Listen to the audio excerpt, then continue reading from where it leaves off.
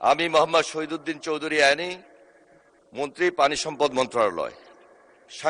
সাংবিধানিক বাধ্যকতা, মহামান্য হাইকোর্টের নির্দেশনা এবং বাংলাদেশের সকল হাওর ও জলাভূমি এলাকার পরিবেশ, প্রতিবেশ, জীববৈচিত্র্য ও বাস্তুতন্ত্রের সংরক্ষণের লক্ষ্যে নতুন আইন প্রণয়নকল্পে আনিত বিল বাংলাদেশ হাওর ও জলাভূমি সংরক্ষণ বিল 2026 এই মহান সংসদে উত্থাপিত আকারে পাশ করার জন্য আপনার দৃষ্টি আকর্ষণ করছি।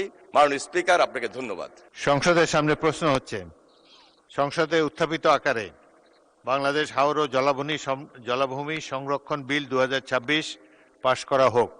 যারা এই প্রস্তাবের পক্ষে আছেন তারা হ্যাঁ বলুন, যারা এই প্রস্তাবের বিপক্ষে আছেন তারা না বলুন।